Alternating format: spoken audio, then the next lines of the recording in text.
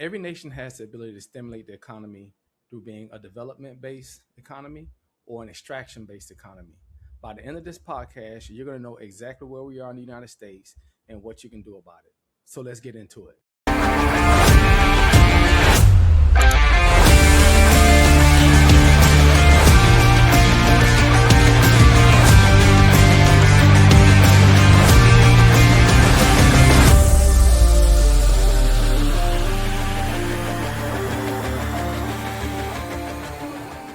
Welcome back to High Ground Financial Freedom Podcast, the Freedom Podcast where we talk about faith, family, finance, and fitness. And today I want to talk to you about the economy.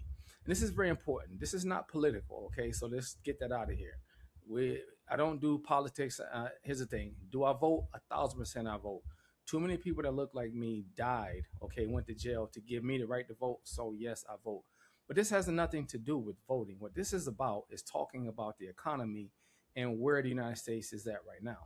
And like I said in the introduction, I talked about two ways that a nation can develop its economy, okay, or increase tax revenue. And that's through development or through extraction.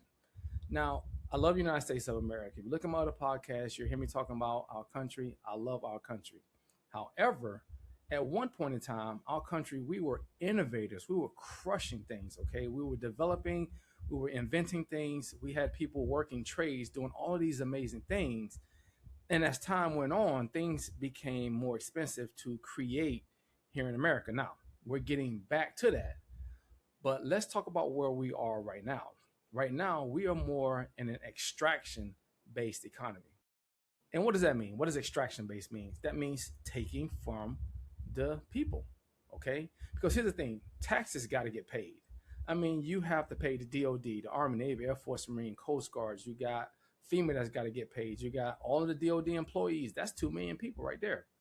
You have all of these federal agencies, the parks. All these things have to get taken care of.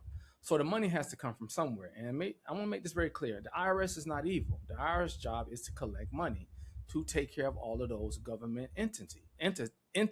Sorry about that. So here's the thing. Again, we are in an extraction-based economy right now. Our economy, okay, whether you want to agree or not, is focused on pulling money from individuals. People are working 9, 10, 12 hours right now, okay? And when you're spending that much time working, exchanging your time for dollars, guess what's not being taken care of? Your mental health, your emotional health, your spiritual health. All three of those directly correlate and affect your physical health. And so when that stuff's not being taken care of, guess what you're going to do? You're going to eat more. You're going to spend more money. Okay. You're going to spend more money online, especially when it's easy. You're going to spend more money ordering food, especially when it's easy, coming straight to your door. You're going to eat out more. Okay. If you can afford it. And here's the thing, is that a bad thing? I guess it depends on the individual. What I would tell you is this: that is how our economy is being stimulated. That's how tax revenue is being created, taking away from the citizens.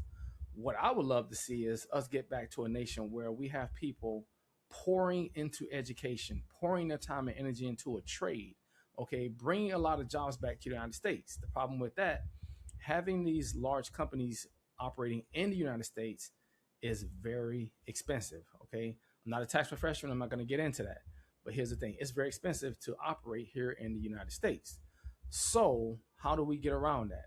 The way we get around it is spending time learning financial literacy. And that's what I teach. I teach basic financial literacy so people understand the ins and outs of money. Because here's the thing, you can work 9 to 5, okay, or 10, 12 hours, up until you're 67 and then retire at 67. And then if you add 67 plus 13, that is 80 years old. And that's a blessing to get to 80.